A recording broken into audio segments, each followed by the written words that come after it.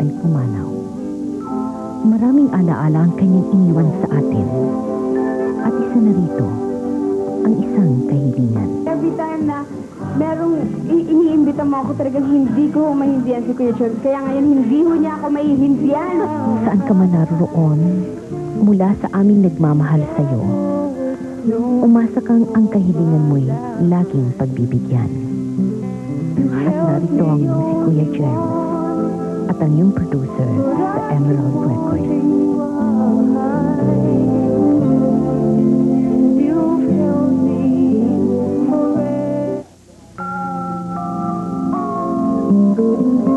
Mga kaibigan, ang producer ng Emerald Recording Company, Mr. and Mrs. Carion. Good afternoon, Imelda, Mare. Magandang hapon ako. Parimbong. Good afternoon, pare. Welcome to Jackie. GMA. Una sa lahat ang aming pasasalamat sapagkat itong linggo na ito talagang nila natin para kay Julie Vega rin. At yun lang at dumating ang sandali na hindi natin akalain na hindi na natin siya makakapiling para i-launch ang kanyang album na which na kayo ang nag-produce. Sa pagkakaroon nito ni Julie ng album, definitely under contract si Julie sa inyo. Tama ba, Parimbong? Tama, pare. Kailan kayo nagpirmahan ng kontratang ito? July last year. July na. It's good that she got to finish her album, no? She got to record all. Kailan niya nakumpleto ang lahat nitong kanta niya? April 9. April 9. Kasi we tried 3 times matapos yung last song niya, which was The Memory Will Remain. May hitches lagi yung dalawa puro technical, no? Tapos yung pangatlo, she was a little bit indisposed, hindi siya pwede. So yung pang-apat na attempt, which was April 9, dun lang namin talaga nagawa. Pero she was looking forward to that. And sabi niya sa akin, don't worry about it, Tito Bong.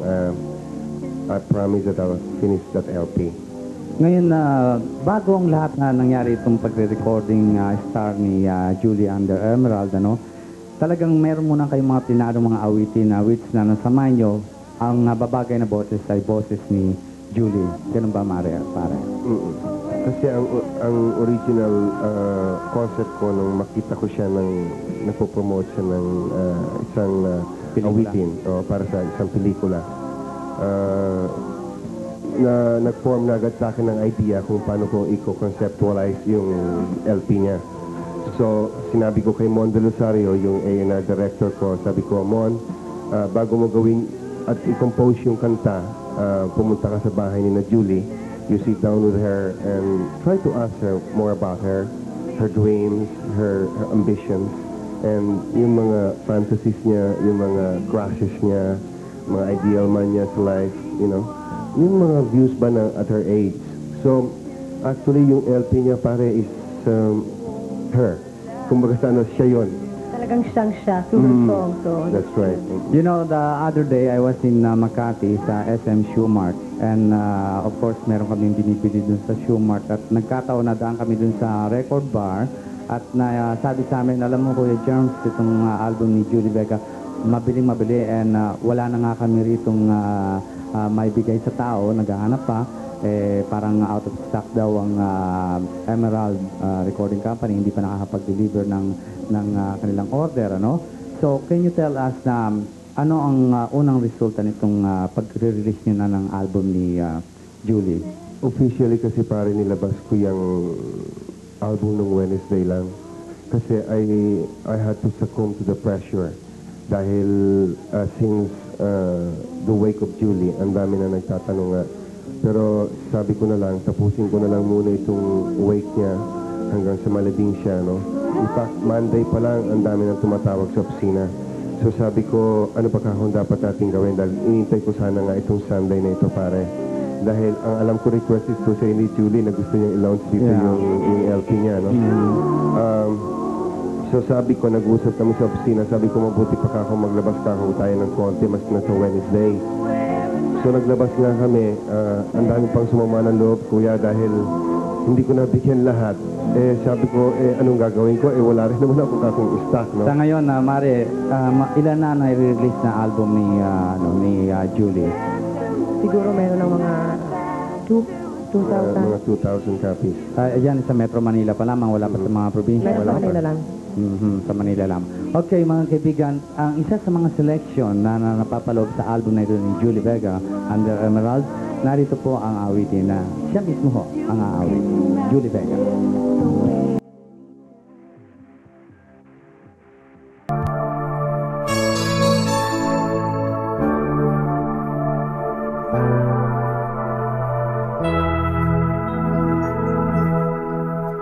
Will you be there each time I need you?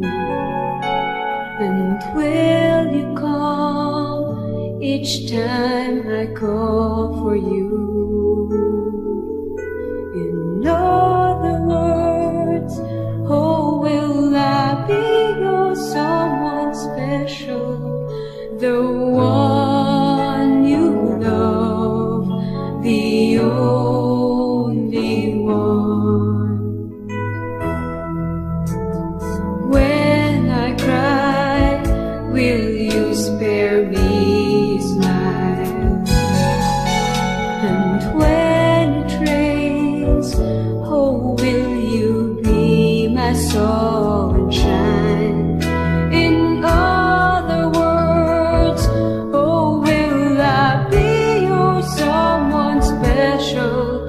The one you love, the only one. Will you cross your heart and swear to me your love, promising you'll never say goodbye? Will you stay in love, or will you change your mind? Promise me you'll never ever go away.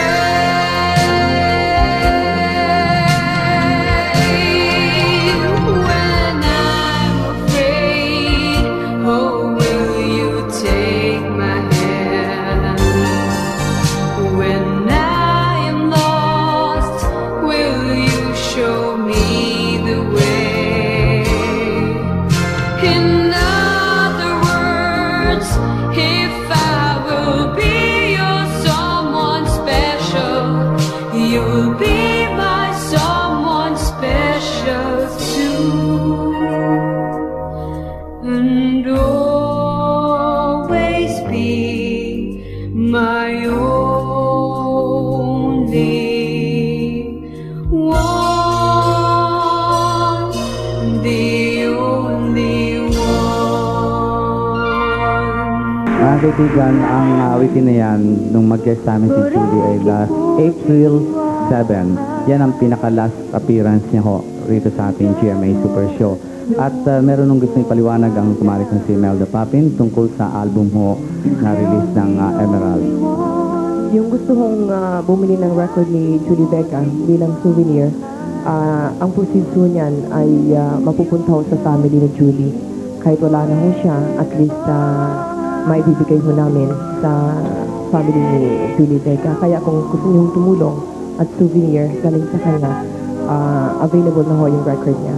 So, sa madalit salita, inulit natin, ang kikitain ng album na ito ay mapupunta ho para sa pamilya ni Julie Vega. Pare? Parang mais lang bigyan kita ng kopya. Well, thank you very much.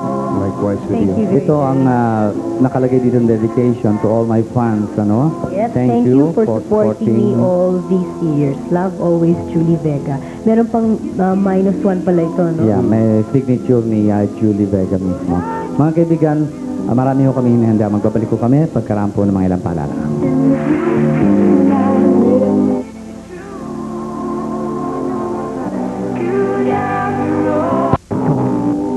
Kung ang nagmamay-ari ay wala na, ang ganda, ang mga material na bagay ay nawawala ng halaga.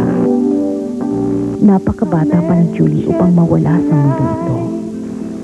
Isang napakagandang nilalang na nag-alay halos lahat ng kanyang kakayahan at panahon sa larangan ng showbiz at nakapagbigay ng kasiyahan sa libu-libong tagahanga. And the emptiness just lingers on.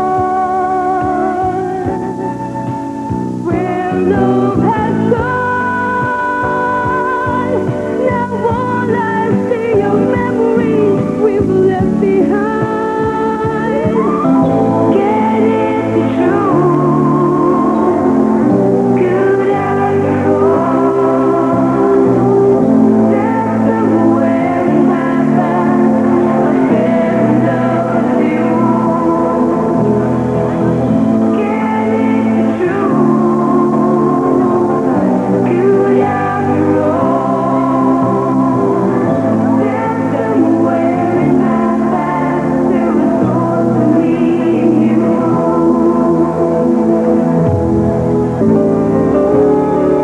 Dear Mama, heaven was so cruel to let you leave me. Memories of you now wholly grieve me. How can I, without you, carry on? I'd like to greet also my mom and dad. Advance happy anniversary on June 16. At anong mga magagandang pangyayari na naganap sa iyo na hindi mo makalimutan itong year na ito, 1994? Hindi ko akalain magiging makakakanta ako.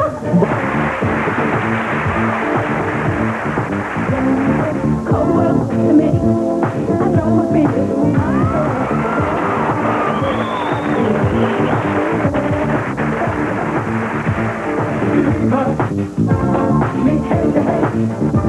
Lahat ho kami dito, anak ni Tita Alice. Ang role ko naman ho dito, medyo parang na-out of place kasi ako sa family namin dahil parang hindi ako mahal ng mami ko. Ayun, parang na-insecure ka kung gano'n. Na-insecure ako kay Manilyn. Ayun. Kasi bunso siya sa babae. Hindi ba totoo yan, ha? Hindi. Eh si Janice naman, ano naman ang role niya dyan? Matanda siya sa akin dito. Totoo? Matanda siya sa akin dito. Natuwa naman siya. Natuluyan yung pagtawag ko sa kanya ng ate. Talaga.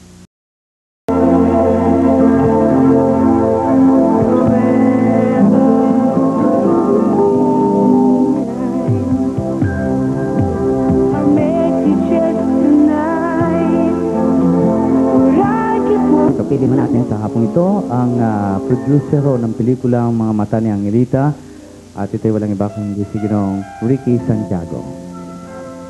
Magandang hapon sa inyo, mga televiewers sa GMA Channel 7. Welcome to GMA Super Show.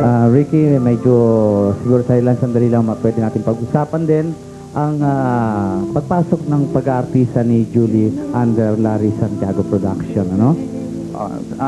Alam mo, si Julie, Darling ang tawag namin noon, Darling Pustigo. Nung nagpumasok siya, we were supposed to launch this Mga Mata ni Angelita. It was the #1 DCRH radio serialized play. So, nung ginawa namin itong Mga Mata ni Angelita, it is again supported by all superstars. Ito ang pelikulang 56 superstars na sa isang pelikula. Kasi 25th anniversary presentation ng Larry Santiago Productions to. Nung ginawa namin to, nagpa-discover kami, out of 200 na bata yan, hanggang kay Kuya Ike, sa Big Ike's Happening, na-select siya.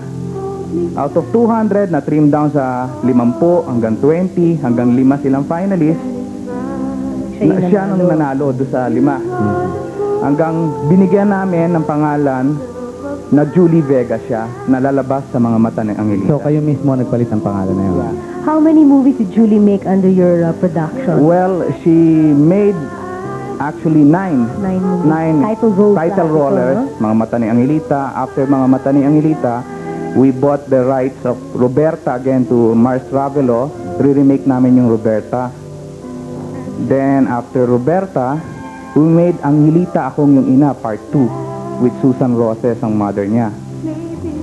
Na yung mga hindi nakasaling superstar sa Mga Mata ni Angelita, nag-complain sa amin, sila Chiquito, sila Marami pa Rudy Fernandez, lahat, ginawa na namin uli itong Angelita, Akong Ina Part 2. After Angelita, Ako Yung Inang Part 2, I think we made Pompa.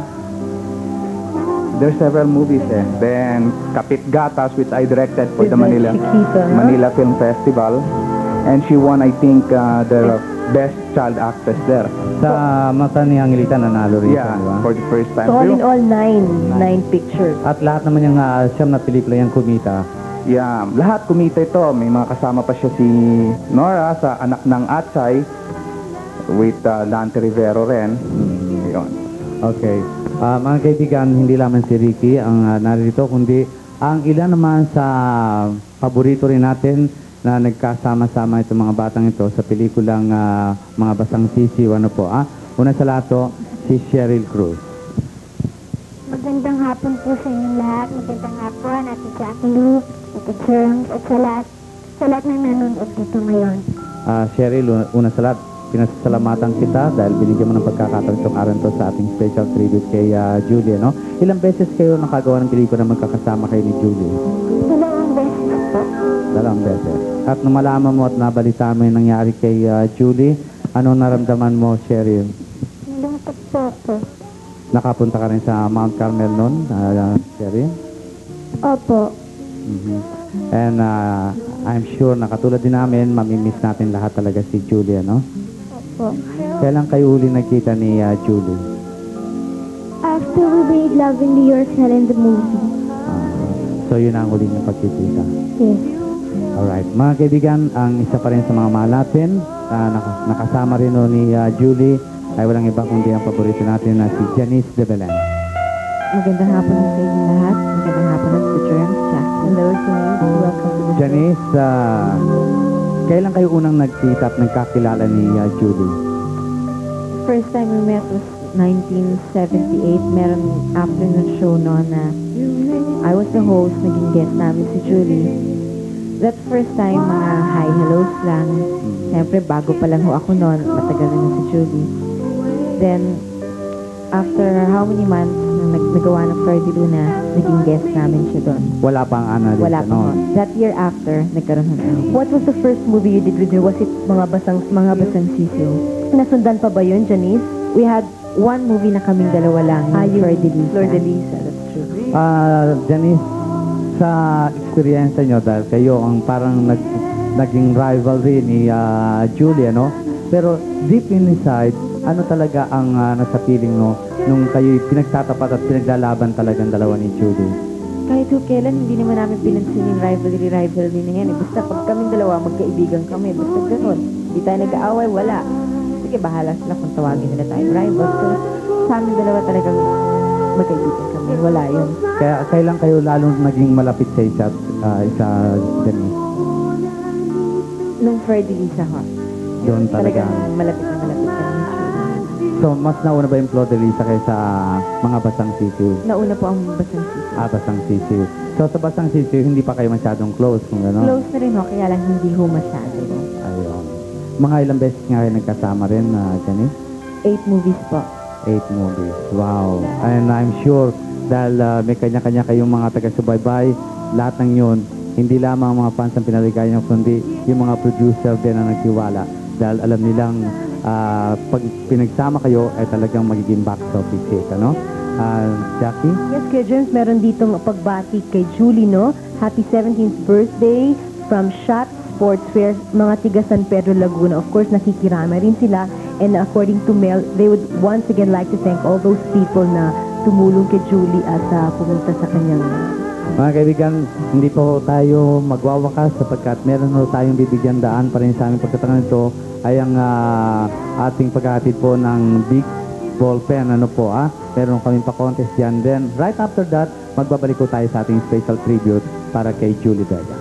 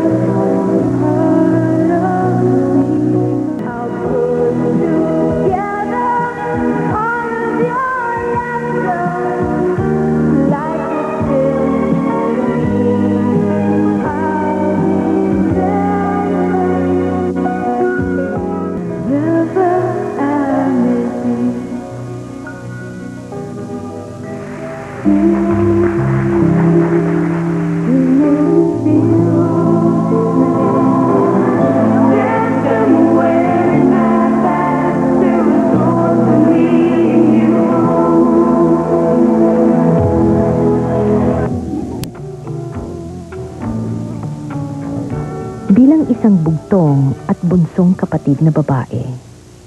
Masakit din sa kanyang naiwang mga kapatid ang kanyang pagyao. May mga bagay at pangyayaring namagitan kay Julie at sa kanyang mga kapatid na hindi malilimot ng mga ito.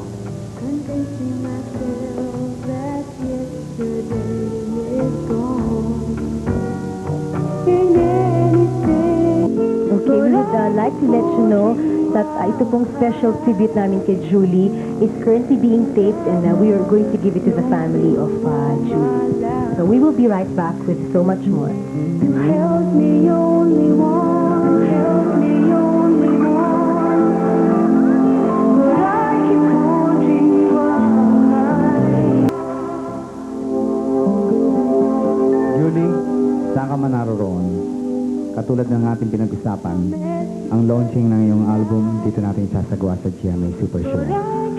At sa mga samandaling ito, papiling natin ang iyong mga magulang, ang iyong mga matatalik na kaibigan, Janice and Cheryl, and of course, ang producer ng Emerald na sina Melda and Bong.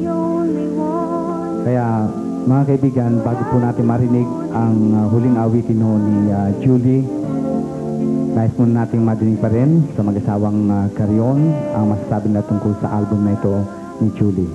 Bong? Kagaya na nasabi ko sa iyo mas maaga pare, pinangako ito kay Julie na sa kanyang kaarawan, no? Kaya in as much na wala na siya rito sa atin, ang magagawa ko lang ibigay na lang itong album na ito sa kanyang magulang. Kaya Daddy, Mami, thank you. Sa Tuesday, sa araw ng kanyang karawan, ngayon pa lang ho maraming tumatawag sa amin na request kung pwede namin i-replay itong ginawa natin itong special tribute sa daigdig ng mga artista sa television. Isasagawa po natin yan para sa inyo lahat sa birthday ho ni Julie mismo sa Tuesday.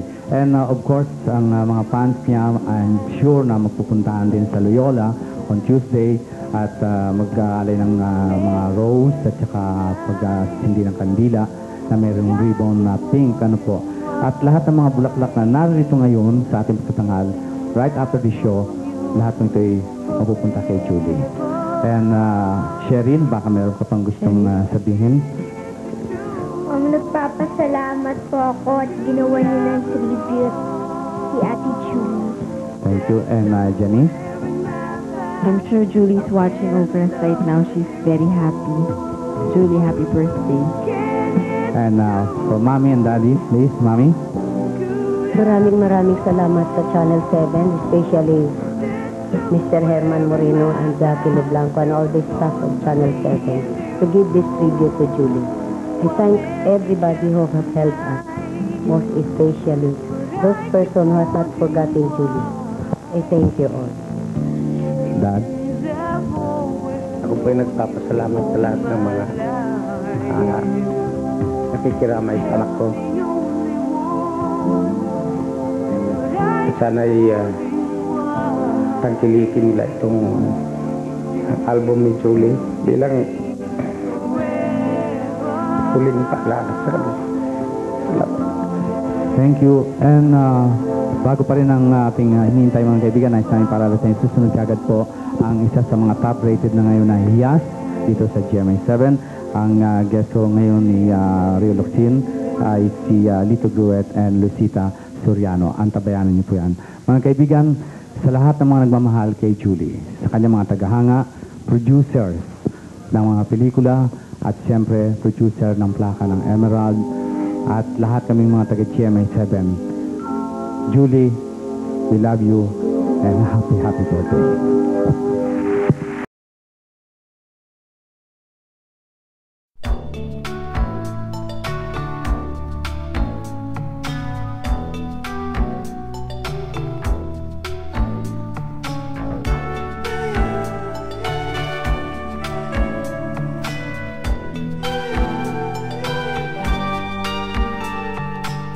As I recall the days gone by, thoughts of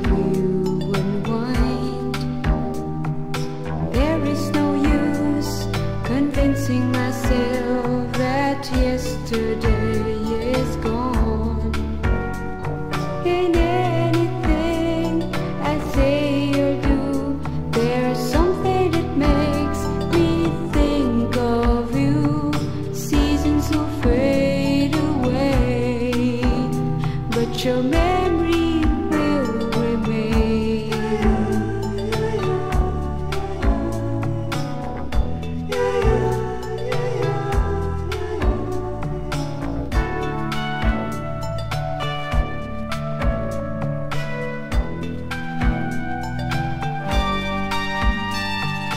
When I go back to places we've been, emerges and wine.